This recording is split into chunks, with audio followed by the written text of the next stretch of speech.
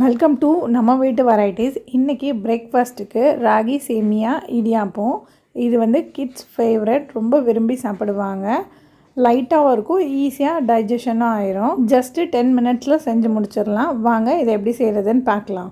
ராகி சேமியா வந்து கடையில் கிடைக்கும். அதை யூஸ் பண்ணி தான் இந்த இடியாப்பம் செய்ய போகிறோம். வெதுவெதுப்பான தண்ணியில் ராகி சேமியாவை சேர்த்துடலாம். கொஞ்சமாக உப்பு சேர்த்து ஒரு 2 நிமிஷம் ஊற வச்சா போதும். இது 2 நிமிஷத்துக்கு அப்புறமா இந்த மாதிரி கொஞ்சம் பெருசு பெருசாக வந்துடும். இப்போ ஸ்டெய்னர் யூஸ் பண்ணி வடிகட்டி எடுத்துக்கலாம். மேக்ஸிமம் 1லேருந்து 2 நிமிஷம் வரைக்கும் தான் ஊற வைக்கணும். அதுக்கு மேலே ஊற வச்சிங்கன்னா அந்த சேமியா வந்து குழஞ்சிரும். நம்ம ஸ்டெயின் பண்ணி எடுத்த சேமியாவை வந்து இட்லி பாத்திரத்தில் வச்சு ஒரு 5 நிமிஷம் வேக வச்சு எடுத்தோன்னா நம்மளோட இடியாப்பம் ரெடி ஆயிரும். ஒரு ஹெல்த்தியான பிரேக்ஃபாஸ்ட் ரெடி பண்ணிடலாம். 10 நிமிஷம் இருந்தால் போதும். இந்த குழந்தைங்க ரொம்ப விரும்பி சாப்பிடுவாங்க, திரும்ப திரும்ப கேட்பாங்க. ராகி சேமியா இடியாப்பம் ரெடி ஆகிடுச்சு. இதை ஒரு பிளேட்டுக்கு ட்ரான்ஸ்ஃபர் பண்ணிக்கிறேன்.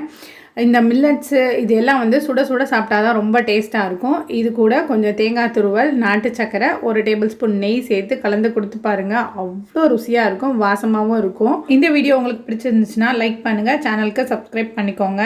நாளைக்கு வேறு ஒரு வீடியோவில் பார்க்கலாம். பாய்.